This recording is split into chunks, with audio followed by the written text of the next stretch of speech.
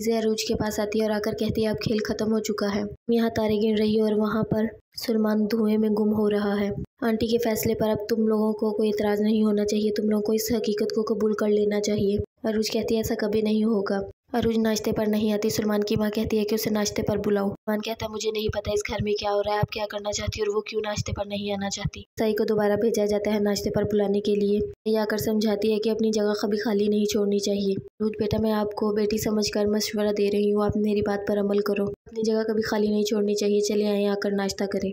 अरूज आती है और आकर कहती है कि मुझे लगता है इस घर में मेरी कोई जगह नहीं, नाश्ते पर ही किया। लीजे की मौजूदगी ये साबित करती है कि मुझे अब इस घर से चले जाना चाहिए।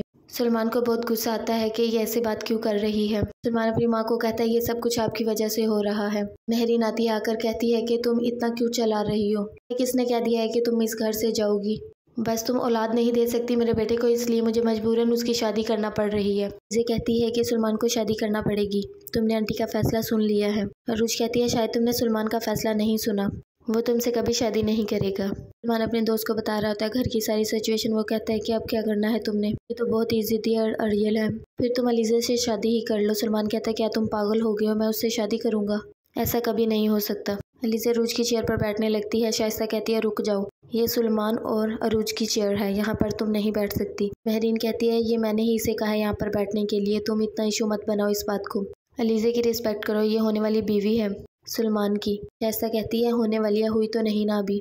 शाइस्ता गुस्से से उठकर वहाँ से चली जाती है। सही आकर बताती है कि अरूज अपने कमरे में नहीं है। शाइस्ता सारा उसे ढूंढती है, उसे पूछती है अरूज मिली या नहीं। शाइस्ता कहती है ये सब कुछ तुम्हारी वजह से हुआ, जब तुम पहली बार इस घर में आई थी मैं देखते ही पहचान चुकी थी तुम्हारी असलियत को, ये जो कुछ भी हो रहा है ये तुम्हारी वजह से हो रहा है, तुमने ही महरीन भाभी के दिमाग में ये सब बातें डाली है। अलीज़ा कहती है ताई जान ऐसा कुछ नहीं है। शाइस्ता जाती है महरीन के पास और उसे कहती है कि ये जो कुछ भी तुम कर रही हो सब गलत है, तुम्हारी वजह से बच्चों की जिंदगियां भी अजाब बनकर रह गई हैं।